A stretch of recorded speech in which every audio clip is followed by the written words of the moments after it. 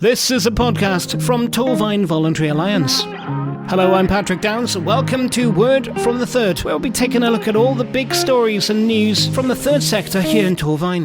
Today then, a little bit different on Word from the Third. Been joined by Sarah Livingstone from Torfaen County Borough Council and also Tom Grace from Aneurin Bevan University Health Board, talking about a subject that is the Liberty Protection Safeguards. But what exactly is that? So my name's Tom Grace. I'm the Mental Capacity Act lead for Aneurin Bevan Health Board and the lead for Deprivation Liberty Safeguards across the Gwent region.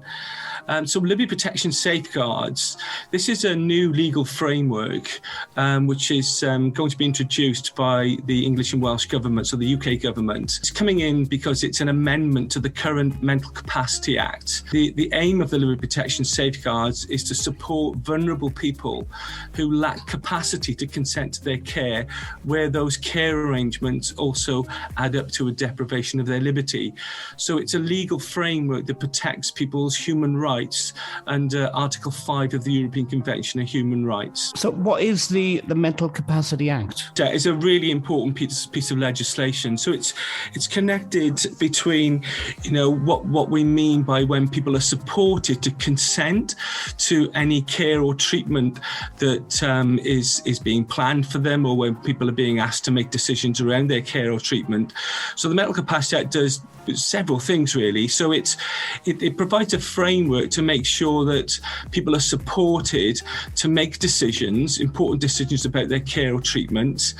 But it also provides a framework where if people don't understand what's being asked of them, it provides a framework where their capacity, so their ability to understand the information, is properly assessed, and that then any decision made about their care or treatment, if the person lacks capacity, is made in that person's best interest, and making sure that person's views and their wishes are taken on board, and that they really remain at the centre of any decision made about their care to protect them. Because when people don't understand what care they need, they can be very vulnerable. So it's important that we have all these balances and checks and safeguards in place. What has changed then? We currently have a legal framework in place called the Deprivation of Liberty Safeguards, and this framework came into place in 2009. And as I said, with Liberty Protection Safeguards, the principles behind the framework are to make sure that we uphold people's rights under Article 5 of the European Convention of Human Rights, so that people are protected and supported where their care amounts to a deprivation of liberty. But the current framework has been deemed to be too bureaucratic, and there's a lot of understanding and legal principles that have changed since 2009. So the government they issued a review of the law, and this new Act of Parliament brings in an updated framework which is more in keeping with current legal principles, and it's deemed to be less bureaucratic. Sarah, can you tell me more about why the legislation is changing? Yeah, so basically what we have now is, as Tom mentioned there, the Deprivation of Liberty Safeguards actually applies to people within care homes and hospitals. What the Liberty Protection Safeguards will do will extend to other settings.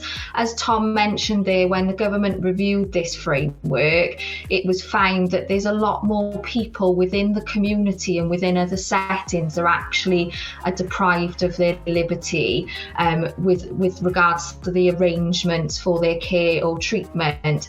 So what this new framework does is make sure that those people within other settings are also afforded the same rights and protection as those within care homes and hospitals. So for instance, it would apply, once the framework becomes into practice, it would apply in care homes, hospitals, supported housing, in people's own homes where they may have people going in to provide care, and also in education establishments also. You mentioned those affected. Who does this act actually affect? So as Tom mentioned earlier, it's in relation to those people who may lack capacity. So for example, as Tom was explaining, that if those people can't make a decision for, say, for example, a disturbance of the mind, a mental disorder, or a learning disability, dementia, then the framework would apply to them where they can't make those decisions. But obviously the framework tells us person is really important because it ensures that they're listened to also, and that we listen to their views when we're making those decisions as part of protecting them and safeguarding them. So it would apply to anyone who may have care or treatment arrangements. And also it would be quite important for people such as unpaid carers to understand this and look for support and advice on this as also. Tom, is this new procedure still for hospitals and care homes? Yeah, so as Sarah said, the new process is deemed to be sort of less bureaucratic and more in keeping with the general principles of the Mental Capacity Act. So the Mental Capacity Act applies in all settings and is applicable to people who are 16 and over.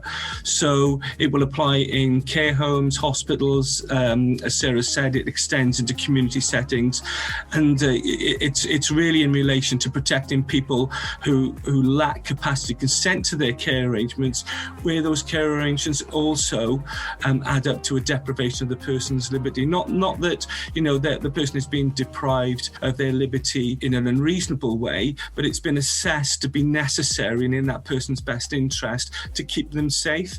So it's not that somebody's being kept in a particular place.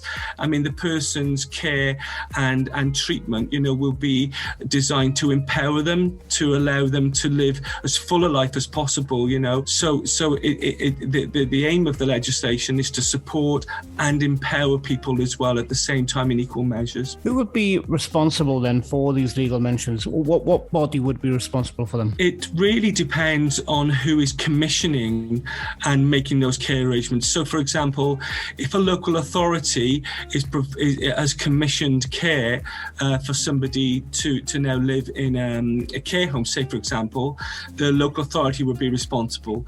If the person has been admitted to a hospital setting, then the local health board will be responsible. And similarly, if, say, the local health board are commissioning care fully for somebody in a particular situation, then they will be responsible.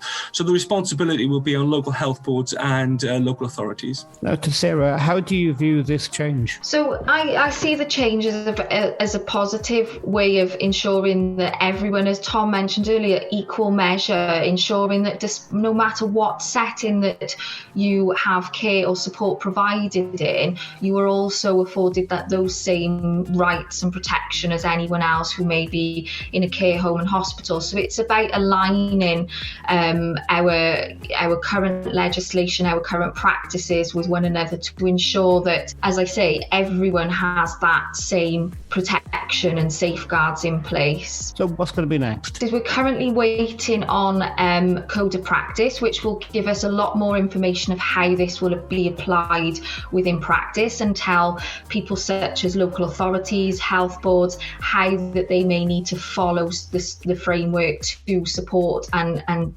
protect people in relation to their rights and liberty. At the moment, whilst we wait for that, we are, Tom and myself, as part of Aneurin, Bevan and the 5 Gwent local authorities, are working in partnership with one another to ensure that across Gwent we're raising awareness at this moment in time whilst we wait for that crucial information, and that we're engaging with people so that they have somewhere where they may be able to go to ask questions, and so that we can deliver information sessions where necessary so that people can be prepared as much as possible, and that goes across staff, members of the public, stakeholders, advocacy services. So at this moment in time, we're encouraging people, if they do wish to participate and be informed of upcoming information and be cited on that code of practice consultation when it comes out by government, is that they can make contact with us and have that discussion about arranging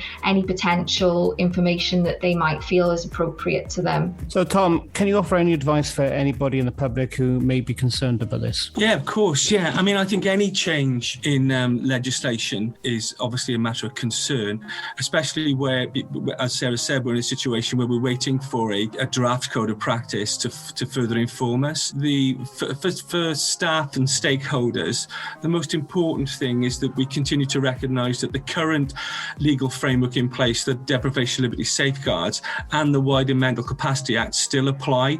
So it's very important that we continue to work work and apply that legal framework and the principles around the Mental Capacity Act. Obviously, if people are concerned about the changes and the developments, then we would very much welcome them contacting us and getting on board with any of the information sessions that we're sharing, and they can ask us questions directly. I think the most important thing is that whilst we're waiting for change, that there is currently a legal framework in place to support and empower people, and it's important that we continue to work with that to make sure our vulnerable people are protected. And finally, I suppose, if people want to know more information, who do they contact? How do they go about it? That sort of thing? At the moment, as I say, Tom and I are supporting the implementation across Gwent. So if there are questions that anyone has, we can be contacted, or you can use your local forums and support arenas so that they can make contact with us. And as I said previously, we are more than welcome to attend and provide briefings and information that can support people to understand what is coming. But as Tom explained there earlier, it is very important, obviously, comply with those the current framework, but there's nothing that people can't ask us. If they've got questions or they're concerned about anything, they can come forward. Tom and Sarah, thanks for joining me today. Thank you very much. And don't forget, if you want to contact TVA, Torfaen Voluntary Alliance, for anything regarding the third sector here in Torfaen, get in touch regarding funding, volunteering, any kind of support or governance. info@tvawales.org.uk. You can also find us on social media, on Facebook, Instagram and Twitter @TVA Wales, or of course on the website. It's all there at tvawales.org.uk. This podcast is produced by TVA, Torfaen Voluntary Alliance.